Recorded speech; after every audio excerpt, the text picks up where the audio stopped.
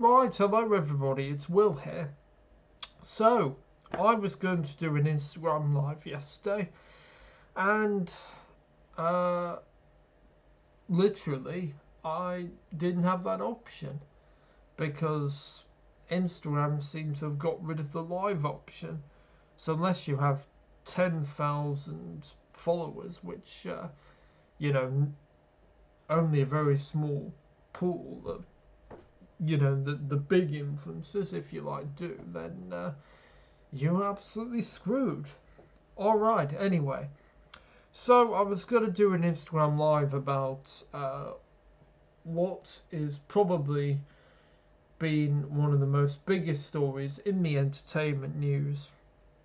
And Tess, Daly and Claudia Winkleman on Thursday announced that they were going to step down as hosts of Strictly Come Dancing after this series and Christmas special. So I thought in this video I would share you who I think should take over, who I would like to take over, and share my memories of watching Strictly. I must confess, I don't watch the show these days. I haven't really watched since, let's see, when did Len step down? Yeah, it was end of 2016, wasn't it? And Shirley took over in 2017. That was right. Because for me, I used to really like Len. Len was, I think, my favourite of the judges.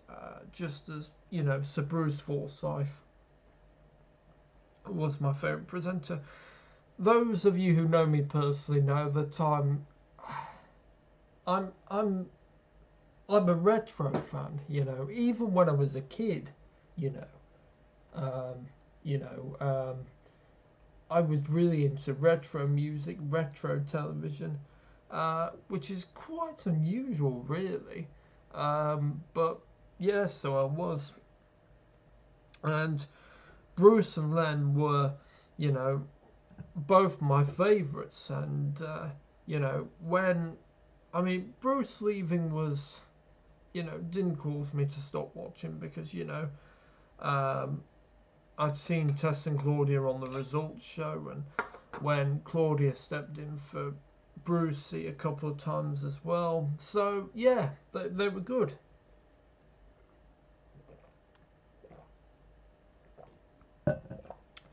And, but yeah, when Len, start again, when Len left, for me, that was kind of the end, really. And it got me thinking the other day, did I watch Strictly because, did I watch Strictly because it was Strictly? Or did I watch it because I wanted to watch everything on TV? Or did I watch it because it was a package? So you had the lottery, you had a fantasy show like Merlin or Robin Hood or Doctor Who or Atlantis, and you had also the Andrew Lloyd Webber like talent shows, which I wouldn't watch now at all because I don't like musicals really. So, and maybe it's a bit of both really. Yeah, I'm not sure. Now, I'm in my 20, I'm 25, so yeah, obviously, yeah, the good thing about Strictly is, it's in that great tradition where parents and children can watch it. Uh, they both like it. They, like the Generation Game, and you know, well, that's probably the first example that comes into my head. In fact, I remember going trick-or-treating, and this must have been, I'm going to guess, 2013? No, maybe 2012, 2011. maybe 2010. I can't remember, but I remember I was going trick or treat. I was desperate to get back for Strictly. Oh God, just makes you laugh, doesn't it? Really, and when nowadays, that just wouldn't be the case at all. But yeah, and you know, someone described Strictly as in its older days, you know, as sort of that bridge between vaudeville and musical and some of the modern sort of reality shows like the X Factor and Fame Academy and stuff like that, you know, as well. So yeah. So first of all, let's do the history of the show. Well, a shorter history. So Strictly Come Dancing began in 2004, 21 years ago, and there was two series that year, one in the spring and one in the autumn. So which is probably unthinkable, isn't it now? Because we think of Strictly as sort of tonic for those. Excuse me, you know, autumn nights.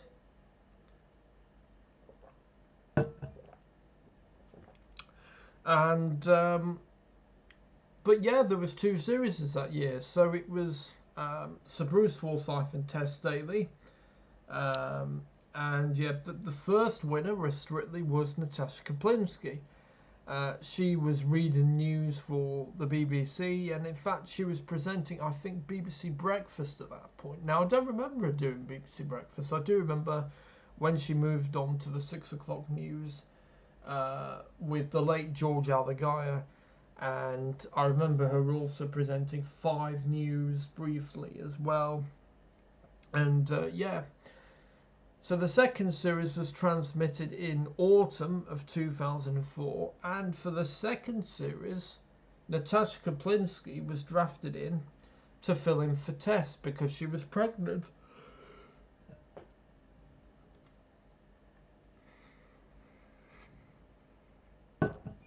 Excuse me.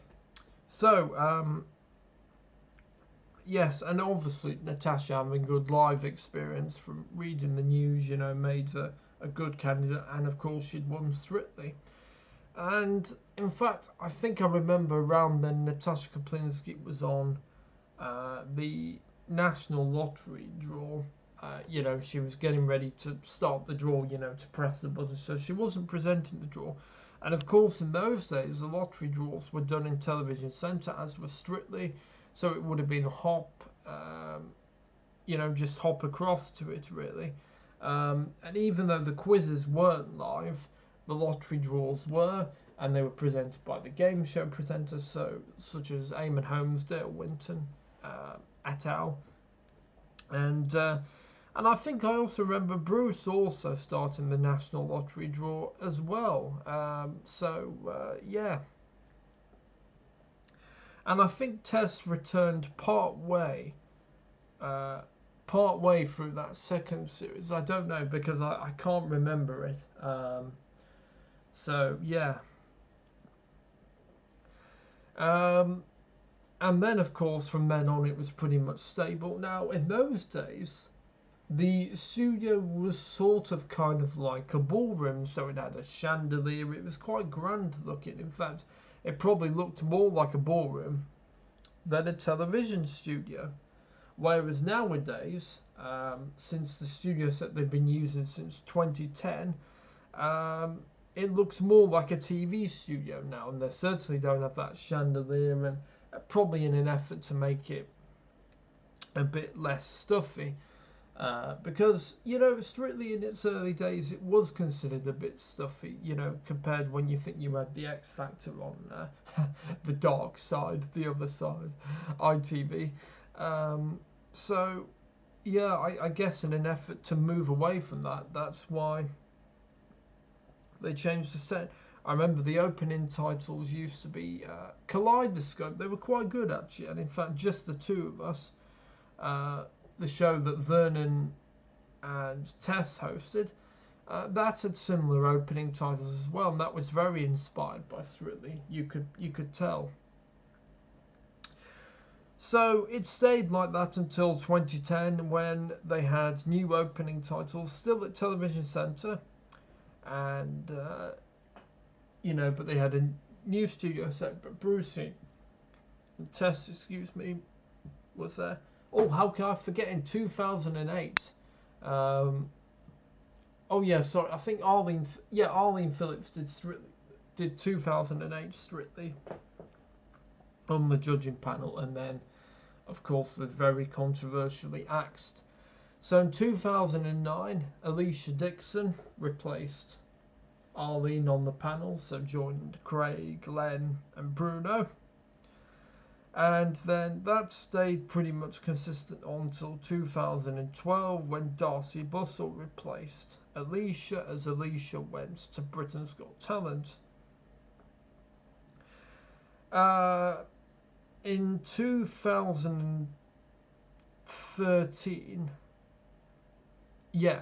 they moved to Elstree Studios, so they left Television Centre. And it also proved to be Sir Bruce Forsyth's last full series. Oh, by the way, sorry, jump back a bit. 2010. So in the early days of Strictly, you didn't have the results show on the Sunday. The results show would be transmitted on a Saturday, and it would be done live. So you'd have Strictly, you'd have a lottery show, say Casualty, and then they would come back after the news, and then they would do the results. And then, probably due to, I guess, maybe cost cutting, they decided to move it to a Sunday and pre-record it. And so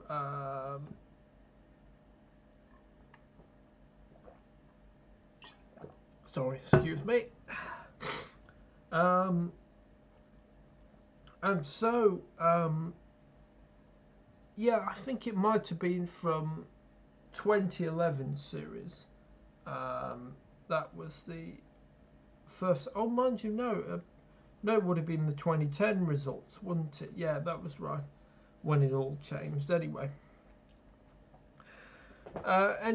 so in 2013 they moved to Elstree, still keeping the same set. Still same judges, same opening titles, so since the ones introduced in 2010, so nothing really changed really. And in fact, you wouldn't have been none the wiser that it had moved away from Television Centre. On that 2013 series, Abby Clancy won, and who else was in that year? Well, there was Susanna Reid, and the year after she would, of course, join ITV for Good Morning Britain, and the Queen of the Kitchen Disco, and quite appropriate given that she, of course, has a song called Murder on the Dance Floor. Sophie Ellis Bextor danced with Brendan Cole. And here's a bit of a fun fact for you. So Sophie appeared on what turned out to be Brucey's last full series, but she also appeared on what happened to be the last proper episode that Brucey hosted, which was the 2014 Christmas special. She must have cursed him. But, So, in spring 2014, Sir Bruce Forsyth announced he was going to step down as host. And, he was getting on a bit, and, it was a really, really long night. And, well, in fact, that's why he gave up the results show, I think, because it was such a long night. And he must have just been really, really exhausted after that. Because I think people forget that, Strictly is not just, there's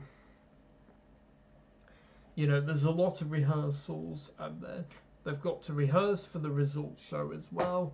And then, with it being pre-recorded, I imagine they need lots of retakes. So it's a very, very, very long night,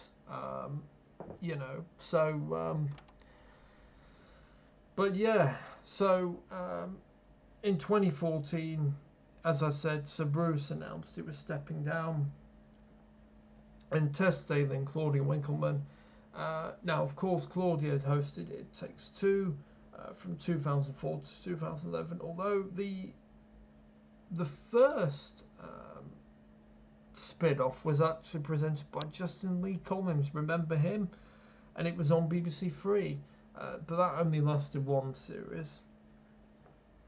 So yeah, and Claudia stood in for Bruce for the first time in 2009 when he had the flu. I remember it well. So it was Tess and Claudia, and there was Ronnie Corbett as well. In fact, I remember Ronnie Corbett falling down the stairs as well. So yeah, and I'd have to rewatch it again, but I can't quite remember, and I don't know why Ronnie Corbett was there, because Tess and Claudia was doing what she does now, and Tess was doing what she does now, and I can only remember Ronnie Corbett. Well, I can only remember the beginning and end. You know, when they did It's Good Night from Her, and It's Good Night from Her, and then, you know, Good Night. So, yeah, I don't really quite know what happened there. But anyway, I'd have to rewatch it. And then the following week, Bruce returned, and they went to Blackpool, which of course they still do now. In fact, the final used to be at Blackpool. It's no longer now. I'm not quite sure why. Maybe again due to cost cutting, but I don't know. They go to Blackpool earlier on the series, maybe because they think it's sort of less pressure. I don't know. Maybe because the Blackpool Tower ballroom is busier with other stuff that, you know, December. I don't know. I don't know. But yeah. So Tess and Claudia, started in 2014. Now, sadly, during that series, and it was a freak Halloween accident, and Claudia's daughter, I think her name is Matilda, it was to do with a Halloween costume, and it caught fire, which, yeah, I mean, thankfully she was all right. So Claude obviously, you know, was with her. And so Zoe Ball, who had taken over It Takes Two in 2011 and hosted the live tour, and, you know, had also competed as well. She danced with Ian Waite in, I think, the 5th series, which I don't actually remember really. But yeah, so yeah, Zoe stood in for a couple of weeks with Tess until Claude was back, and then since then it's been pretty much plain sailing. And as for It Takes Two, so as I mentioned, Claudia was the first host, then Zoe, then Ryland joined, Ryland Clark, that is, or, well, then it was Ryland Clark Neal, because he was married to Dan Neal. Anyway, so yes, and Zoe cut down her weeks on it because, you know, doing a breakfast show 5 days a week, and that would have just been too tiring.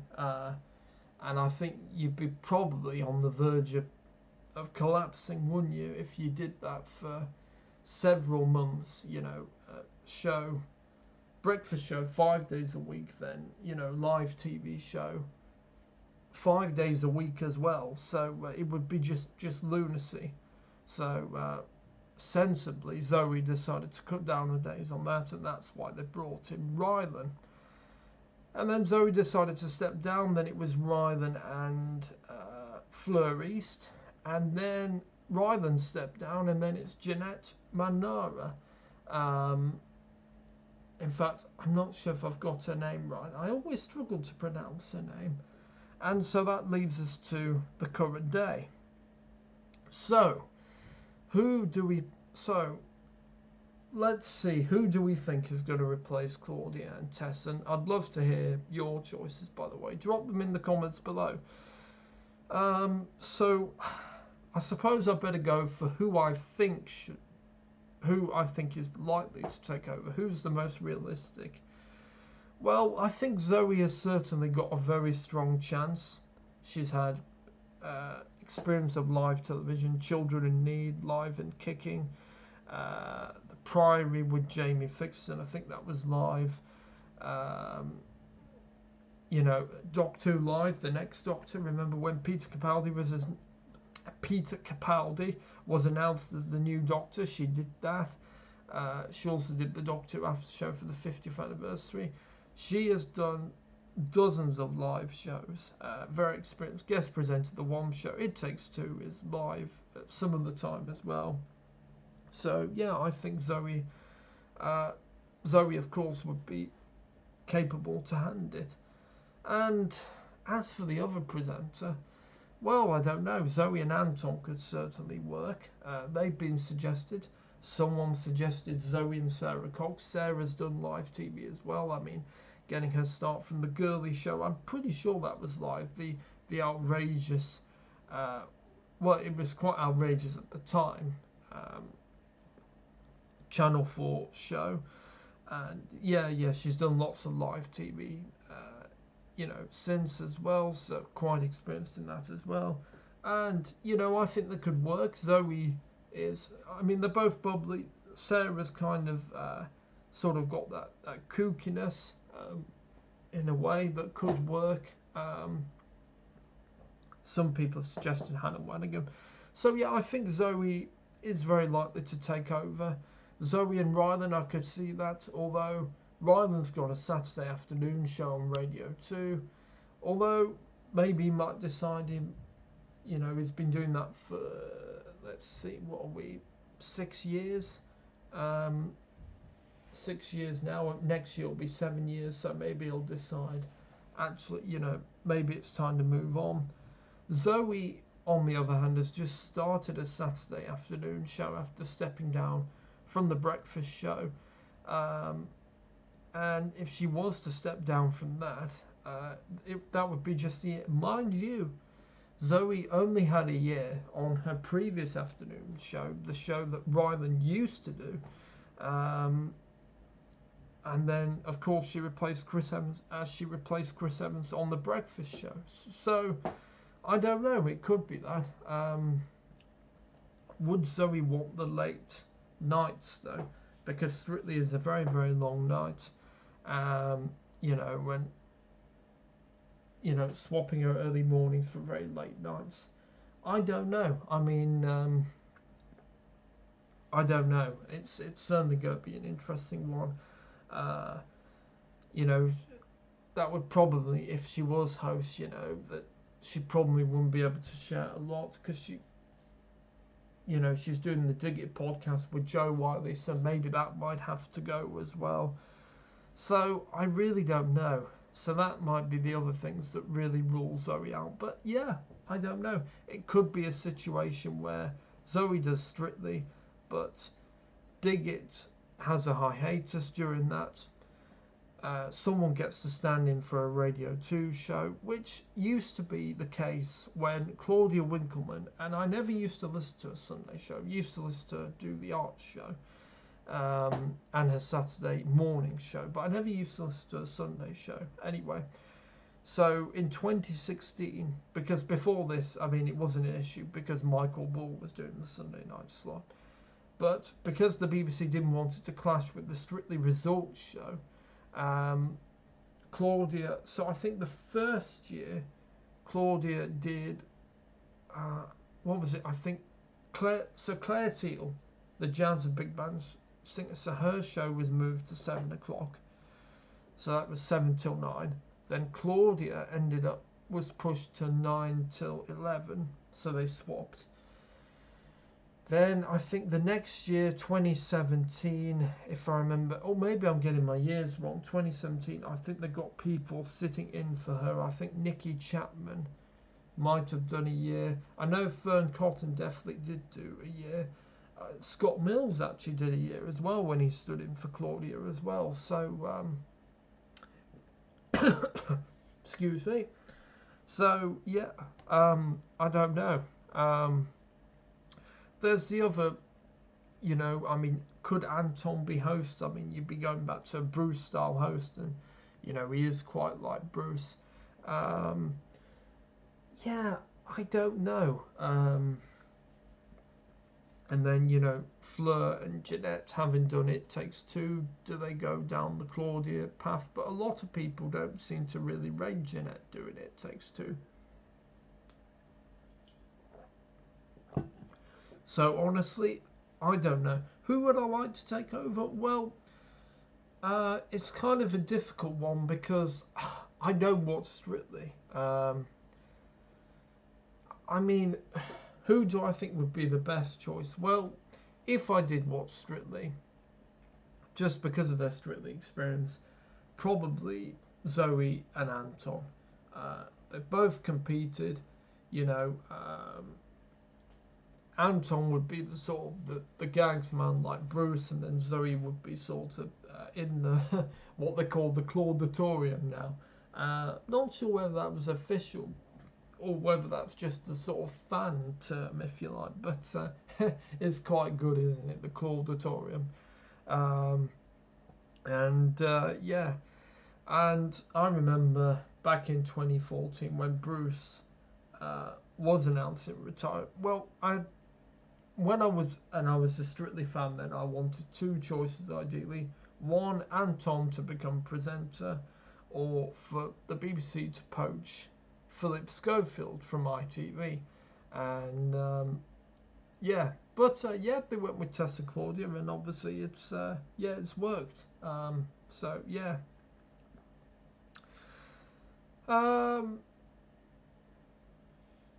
So yeah, Anton and Zoe I think would be my picks. I think very likely I could see it being Zoe and Sarah Cox. I mean, that'd be an interesting one. They're great mates from, and I know this is not a brilliant term, but the Ladette days, which I know it's a ridiculous term, it's bollocks. But, they knew each other very well that time, Radio 1 and Radio 2, so they're, and, I could see them working. They're both bubbly, but Sarah's got that kind of kookiness, while Zoe's a bit more, she's bubblier, but she's sort of less funny. Sorry, Zoe. Yeah, and it did make me laugh when I mentioned Sophie Ellis-Bextor, and the Telegraph recommended Oti and Sophie as the presenters. I thought, well, Sophie's not had any live TV experience. I don't think she would ever want to do it in a million years presented. Yeah. I mean, obviously she does the Spinning Plates podcast and the Radio 2 show, but that's very different. And also it's very short links as well. And and I think also Sophie would be wary of following her mother's footsteps and being compared to her mother, who of course is Janet Ellis, who I've interviewed. So yeah, I don't think she'd want to do it in a million years. OT, also tries to present a couple of shows, but they've been tanked, they've been axed, haven't they? So yeah, I'm not sure. So I think it'll either be Fleur and Jeanette, Zoe and Rylan. I think realistically.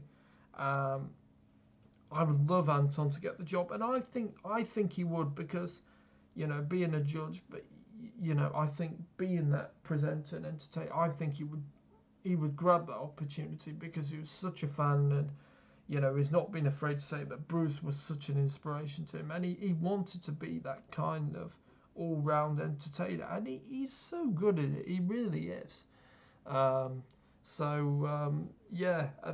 They are so alike. I see Anton and I just, it's like Sir Bruce reincarnated. So,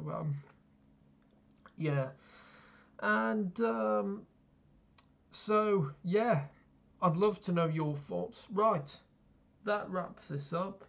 I've been rambling on far too much. If you want to, feel free to like, share, comment, and subscribe to the Tube Mix YouTube channel.